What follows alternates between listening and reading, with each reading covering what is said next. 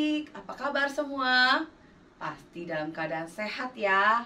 Nah adik-adik, selamat Paskah. Mungkin Paskah sudah berlalu nih minggu kemarin.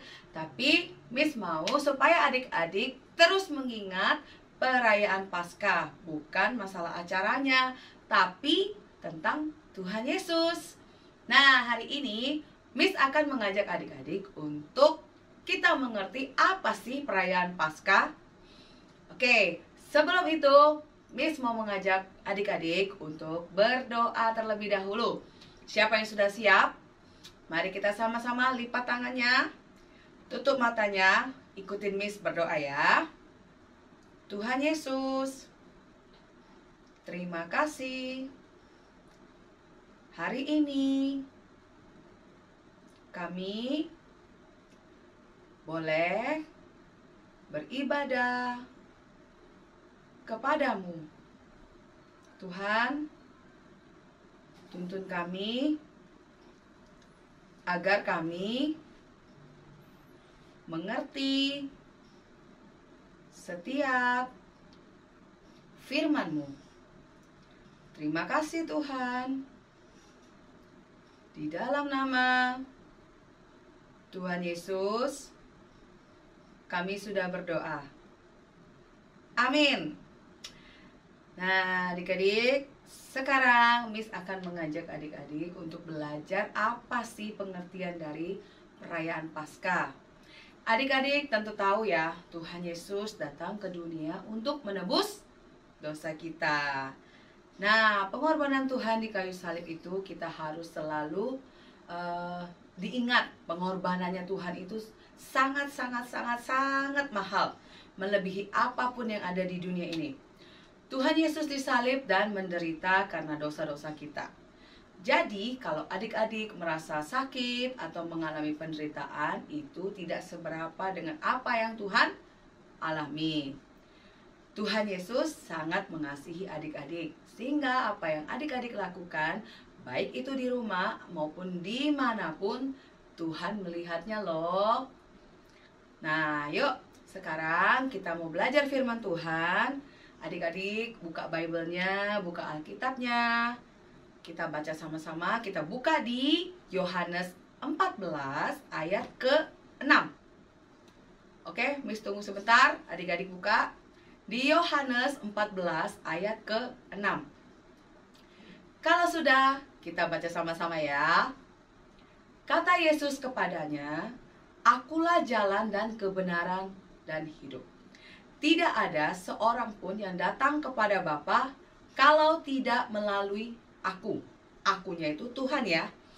Nah, di firman Tuhan di Yohanes dikatakan bahwa tidak ada jalan lain selain melalui Kristus untuk kita bisa datang kepada Bapa. Maka dari itu adik-adik tahu kan mengapa Tuhan datang ke dunia? Karena Tuhan mengasihi kita anak-anaknya, sehingga Tuhan tidak mau kalau kita jatuh dalam dosa. Coba Miss tanya adik-adik, tahu nggak arti hidup itu apa? Bagi adik-adik, hidup itu penting atau enggak sih? Ayo. Nah, kalau adik-adik menjawab penting, kenapa? Dan kalau tidak penting, kenapa? Kalau untuk Miss, hidup itu penting. Karena kita bisa melakukan pekerjaan untuk Tuhan. Melakukan pekerjaan untuk Tuhan bukan hanya sekedar seperti kayak Miss, menjadi Miss atau guru, atau sebagai pemuji penyembah, atau mungkin sebagai apapun yang ada di gereja, atau apapun kegiatan pelayanan kita. Bukan itu tujuan utamanya. Tetapi apa yang Tuhan katakan dalam kehidupan kita, Tuhan mau agar setiap kita ini mempunyai tujuan dalam hidup. Contohnya, kalau adik-adik melakukan pekerjaan sebagai anak di rumah, melakukan tugas sekolah itu bagus. Tapi tugas di rumah juga adik-adik harus mengerjakan. Contohnya apa, Miss? Contohnya membantu orang tua di rumah. Atau kalian punya adik, kalian juga bisa bantu mama jaga adik kalian.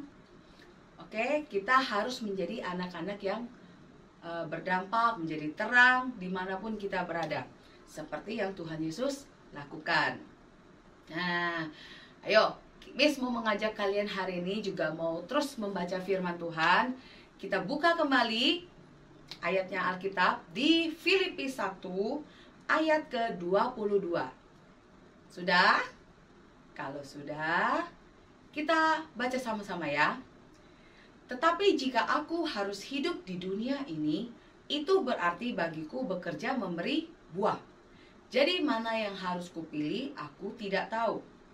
Dikatakan pada ayat selanjutnya, di ayat ke-23, bahwa aku didesak dari dua pihak. Aku ingin pergi dan diam bersama dengan Kristus.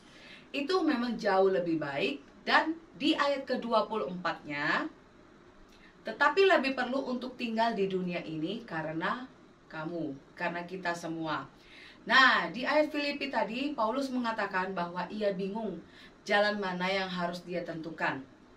Adik-adik, pernah tidak mengalami seperti Rasul Paulus yang bingung harus mengerjakan tugas sekolah atau harus mengikuti ibadah? Adik-adik jika disuruh pilih, mana yang adik pilih? Adik-adik pilih mengerjakan tugas atau mengikuti ibadah terlebih dahulu? Adik-adik bisa menjawabnya di dalam hati ya.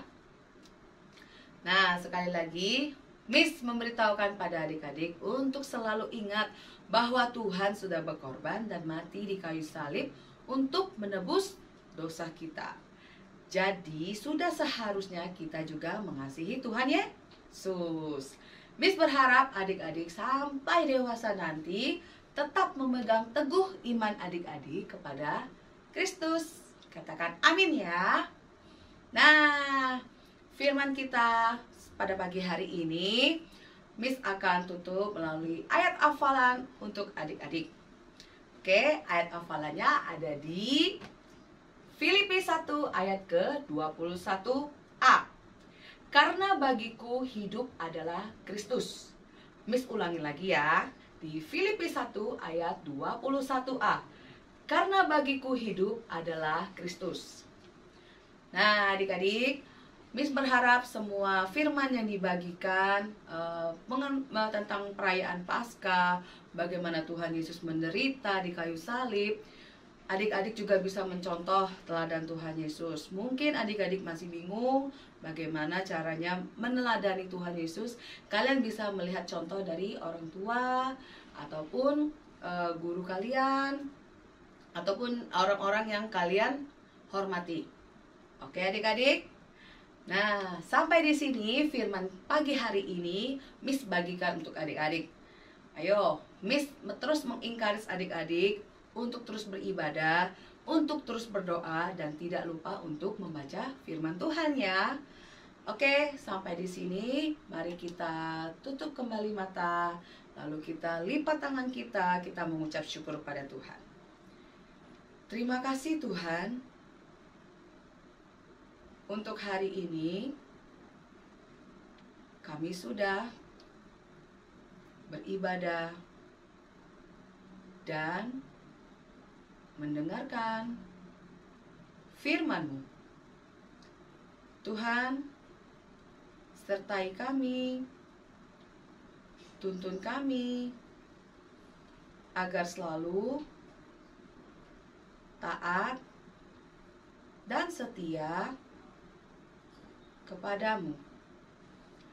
Tuhan, kami juga berdoa untuk bangsa kami, bangsa Indonesia, dari Sabang sampai Merauke. Tuhan, lindungi kami, jauhkan kami dari segala mara bahaya dan sakit penyakit. Kami serahkan semuanya ke dalam tangan-Mu. Di dalam nama Tuhan Yesus, kami sudah berdoa dan mengucap syukur. Haleluya. Amin. Oke, sampai jumpa. Yeah.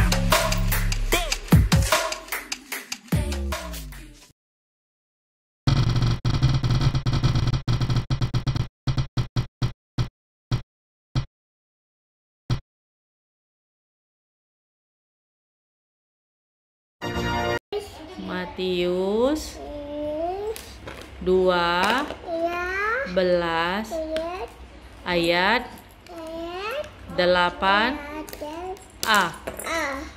Engkau Tuhan yang akan menepatinya.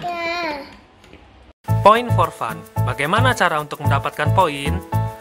2 poin untuk komen di YouTube. Jadi tulis nama kalian di kolom komentar dan bukan di live chat ya. 2 poin untuk video ayat hafalan. Kirimkan video ayat hafalan kalian ke WA gereja di 085795x708. 4 poin untuk video yang terpilih. Video yang kalian kirim akan dipilih untuk menjadi pemenang loh di setiap minggunya. 1 poin untuk join di iCare. Setiap kehadiran kalian di iCare, maka kalian akan mendapatkan 1 poin lagi loh.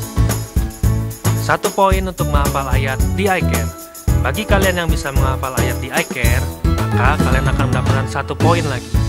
5 poin untuk undang teman di ibadah. Kalian bisa mengajak teman atau saudara untuk join bersama selama 3 minggu berturut-turut, maka akan mendapatkan 5 poin. Ayo segera kumpulkan poin kalian sebanyak-banyaknya untuk ditukar hadiah. Dan jangan lupa untuk undang teman atau saudara kalian ya. God bless you, Tuhan Yesus memberkati. Bye-bye.